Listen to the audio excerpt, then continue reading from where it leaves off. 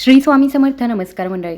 17 जुलै रोजी आलेली आहे आषाढी एकादशी. आपल्या महाराष्ट्रीयन लोकांच्या आयुष्यामध्ये आषाढी एकादशीला खूप जास्त महत्त्व आहे. असं म्हटलं जातं की या दिवशी भगवान विष्णू क्षीरसागरात शेष नागावर झोपी जातात. धार्मिक मान्यतेनुसार मनुष्याचं 1 वर्ष हे देवांची एक अहोरात्र असते. दक्षिणायन ही देवांची रात्र असते आणि उत्तरायण हा दिवस असतो. आषाढ महिन्यातील शुक्ल पक्षातील एकादशीला देवशयनी एकादशी, हरिशयनी एकादशी किंवा मग आषाढी एकादशी म्हटलं जातं. तर भगवान विष्णू कार्तिक महिन्याच्या शुक्ल पक्षातील एकादशीला म्हणजे प्रबोधिनी एकादशीला जागे होतात. हा काळ जो आहे तो चातुर्मासाचा काळ म्हणजे 4 महिन्यांचा काळ मानला जातो आणि हा 4ही महिने पावसाळा असतो. तर या शयनी एकादशीच्या दिवशी म्हणजे आषाढी एकादशीच्या दिवशी आपल्या सर्वांनाच असं एक झाड आहे की ज्याला स्पर्श करायचा आहे. आता बघा, आषाढी एकादशी म्हटलं की आपण एकादशीच्या निमित्ताने खूप साऱ्या सेवा, खूप साऱ्या गोष्टी करत असतो. काही उपायतापाय आपल्या घरामध्ये करत असतो की जेणेकरून आपल्या घरामध्ये सुखसमृद्धी यावे. पण या दिवशी तुम्ही जर या झाडाला स्पर्श कराल आणि त्याचबरोबर त्याची थोडीशी पूजा कराल तरीसुद्धा तुम्हाला खूप जास्त फळ जे आहे ते मिळू शकतं. तर अशी कोणती झाडे आहेत की ज्याची पूजा आपण करायला हवी किंवा ज्याची पूजा केल्याने आषाढी एकादशीच्या दिवशी जर तुम्ही या झाडाची पूजा केली तर त्याने तुम्हाला खूप जास्त फळ मिळणार आहे. भगवान विष्णूंची कृपा जी आहे ती आपल्यावरती बरसणार आहे. तर सर्वात पहिलं जे झाड आहे ते म्हणजे केळीचं झाड. बघा, भगवान विष्णू हे पिवळे कपडे घालतात आणि त्यांना पिवळा रंग हा अतिशय प्रिय आहे. म्हणूनच त्यांना पितांबरधारी असं सुद्धा म्हटलं जातं. गुरुवारच्या दिवशी किंवा एकादशीला, कोणत्याही एकादशी तिथीला किंवा मग आषाढी एकादशी ही तर सर्वात मोठी एकादशी आहे. तर या दिवशी आपण पिवळे कपडे घालून केळीच्या झाडाखाली जायचं आहे. केळीच्या झाडाखाली एक तुपाचा दिवा लावायचा आहे. तुपाचा दिवा शक्य नसेल तेलाचा लावला तरी हरकत नाही. हळद कुंकू वाहायचं आहे, पाणी अर्पण करायचं आहे आणि नमस्कार करायचा आहे. केळीच्या झाडाला 11 प्रदक्षिणा घालायच्या आहे आणि ओम नमो भगवते वासुदेवाय नमः या मंत्राचा जप करत करत आपण 11 प्रदक्षिणा घालायच्या आहे आणि घरी निघून यायचं आहे. आपली मनातील काही इच्छा असेल तर भगवान विष्णूंना आपली इच्छा जी आहे ती सांगायची आहे. कारण जी व्यक्ती आषाढी एकादशीच्या दिवशी आपली इच्छा केळीच्या झाडासमोर सांगेल तर त्या व्यक्तीला विष्णूंची कृपादृष्टी जी आहे ती मिळते. विष्णूंची कृपादृष्टी जी आहे ती लाभते. त्याच्यामुळे आपण सर्वात पहिलं जे झाड आहे केळीचं झाड, त्याच्याखाली एक दिवा लावायचा आहे. या झाडाला आपल्याला त्या दिवशी स्पर्श करायचा आहे. दुसरं जे झाड आहे ते आहे पिंपळाचं झाड. तर आपल्याला माहीत आहे की पिंपळाच्या वृक्षामध्ये भगवान विष्णू आणि माता लक्ष्मी हे दोघेही वास करतात. तर दिवसभरामध्ये कधीही तुम्ही पिंपळाच्या झाडासमोर एक दिवा लावायचा आहे.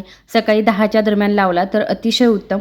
संध्याकाळी जर तुम्ही पिंपळाच्या वृक्षाला दिवा लावत असाल तर तेव्हा तुम्ही पिंपळाच्या वृक्षाला पाणी घालू नका, पण दिवा जो आहे तो लावू शकता. काहीतरी प्रसाद किंवा नैवेद्य म्हणून खडीसाखर म्हणा किंवा काही फळं जी आहे ती त्या झाडाला अर्पण करू शकता. कारण पिंपळ वृक्षामध्ये भगवान विष्णूंचा वास असतो. आणि त्याचबरोबर पिंपळ वृक्षासमोर सुद्धा आपल्याला दिवा लावल्यानंतर, हळद कुंकू अर्पण केल्यानंतर आपल्याला ओम नमो भगवते वासुदेवाय नमः या मंत्राचा जप करत करत 11 प्रदक्षिणा घालायच्या आहे. त्याचबरोबर तिसरा जो वृक्ष आहे तो आहे तुळस. तर आपल्या प्रत्येकाच्याच घरामध्ये तुळस असते आणि तुळशी मातासुद्धा भगवान विष्णूंसाठी एकादशीच्या दिवशी व्रत करत असते. त्याच्यामुळे आपण तुळशीलासुद्धा स्पर्श करायचा आहे.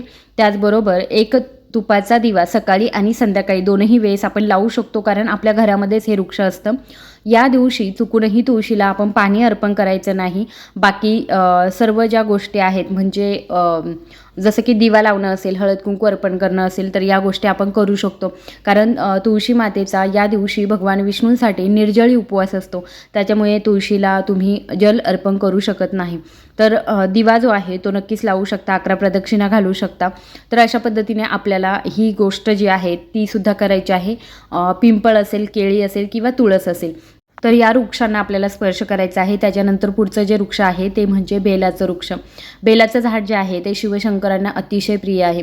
बेलपत्र हे शिवशंकरांना प्रिय आहेत आणि आपल्या पृथ्वीवरचा 4 महिने जो काही सांभाळ आहे तर ते भगवान शिवशंकर, भगवान भोलेनाथ करत असतात. तर या कालावधीमध्ये आपण भगवान शिवशंकरांची जितकी जास्त सेवा करू तितकंच जास्त ते आपल्यासाठी चांगलं असतं. तर त्याच्यामुळे आपण काय करायचं आहे की बेलाचं जे झाड आहे त्याच्यासमोर जर तुमच्या घरामध्ये कुंडीमध्ये असेल तर तुम्ही त्याच्यासमोर दिवा लावू शकता. आणि त्याचबरोबर या झाडालासुद्धा तुम्ही स्पर्श करू शकता.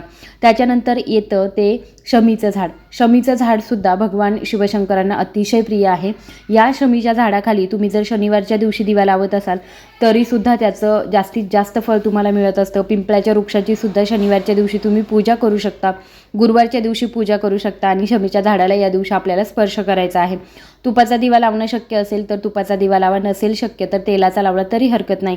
परंतु यापैकी म्हणजे तुळस, पिंपळ, केळी आणि बेल आणि शमी ही जी वृक्ष आहेत ही जर तुमच्या आजूबाजूला कुठे असतील तर या वृक्षांना नक्की या दिवशी दिवा लावा. कारण भगवान विष्णूंची सेवा जी आहे ती आपल्या हातून घडत असते आणि जेव्हा आपण अशा वृक्षाला स्पर्श करू तर तेव्हा आपल्याला जास्तीत जास्त फळ जे आहे ते या व्रताचं मिळणार आहे. आता आपण व्रत करत असतो, उपवास करत असतो, तर उपवास जो आहे तो 17 तारखेला न सोडता 18 तारखेला आपल्याला सोडायचा आहे. कारण ही मोठी एकादशी आहे. तुम्हाला जर बाकीच्या एकादशींचं व्रत करता येत नसेल तरीसुद्धा आषाढी आणि कार्तिकी या 2 एकादशी ज्या आहेत त्या महत्त्वाच्या मानल्या जातात आणि त्या दिवशी तुम्ही जर व्रत केलं तर सर्व एकादशींचं फळ जे आहे ते तुम्हाला मिळत असतं. त्याच्यामुळे आषाढी एकादशीला जास्तीत जास्त उपाय, तपाय, व्रत या गोष्टी आपल्याला करायच्या आहे. सेवा जी आहे ती सुद्धा करायची आहे. भगवान विष्णूंचं, विष्णू सहस्रनामाचं पठण या दिवशी प्रत्येकाला करायचं आहे.